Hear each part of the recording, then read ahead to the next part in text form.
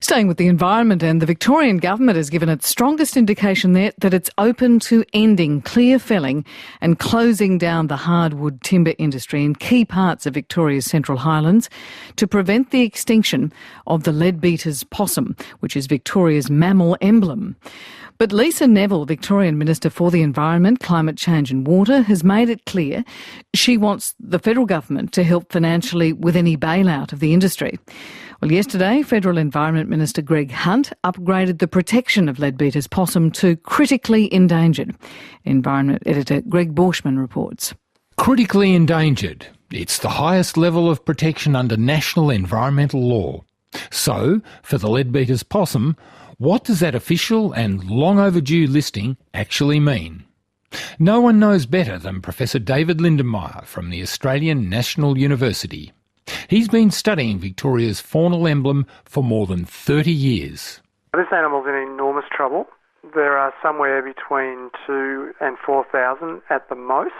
David Lindenmayer says that may sound like a lot, but Leadbeater's is now struggling to survive in around 1% of its original and preferred old-growth habitat. The real issue here is the rapid decline, not only in the animal's population, but also in the animal's critical habitat. And so we know that if we don't do something very quickly about this animal, it will be extinct within about 20 years and possibly even sooner. This is no great surprise to you because you've been studying Leadbeater's for more than 30 years.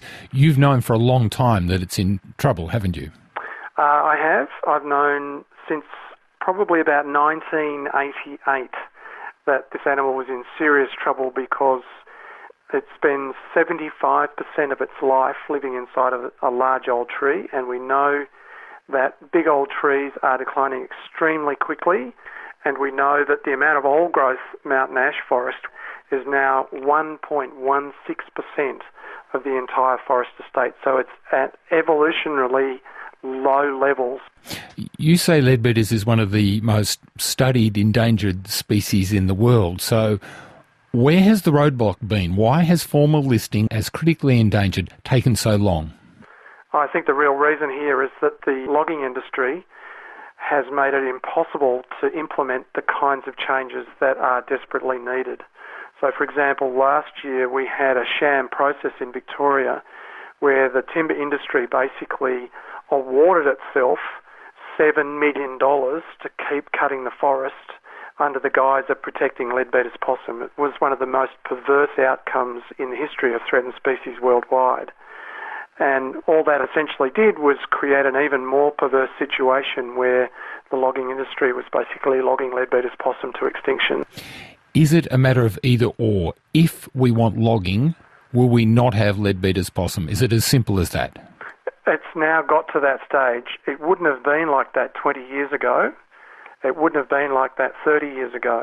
But now, because of extensive clearfell logging and fire, and the additional fire risks that are created by logging the forests, logging makes these forests more fire prone and contributed to the extent of damage in the 2009 wildfires.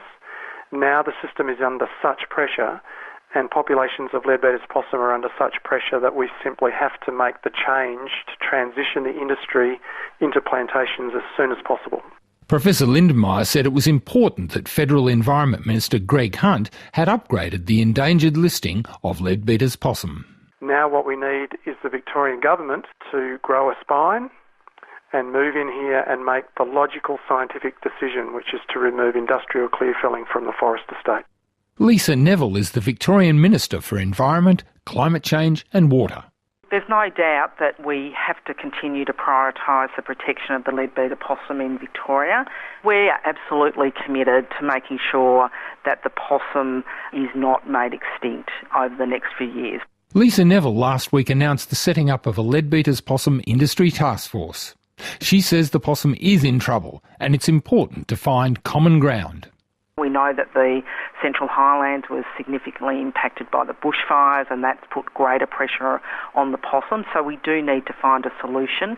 But it is our view, the Victorian Government's view, the one that we took to the election, that we need to do that in a way that achieves common ground, a common understanding about the solution. And I'm genuinely heartened by the willingness of people to achieve common ground, and I do think we will get a positive outcome that will be good for the long-term survival of the possum. Minister, I'm getting a sense from you there that you are flagging the end of logging in key parts of central Victoria to protect Leadbeater's possum. Look, what we know is that regardless of what we do there, we have a challenge around the industry, and the industry, is aware of that. We need to find a long-term solution for the industry itself, the forest industry. We need to protect jobs into the long term. There are a lot of jobs involved here, and it's a big part of our economy. But we also, on the other side, have some big challenges in this particular area about the protection of that habitat and the protection of the possums. Given the crisis, given that the possum is now listed as critically endangered, what sort of timeframes are you working to? What do you want to see in 12 months or 2 years or 3 years' time?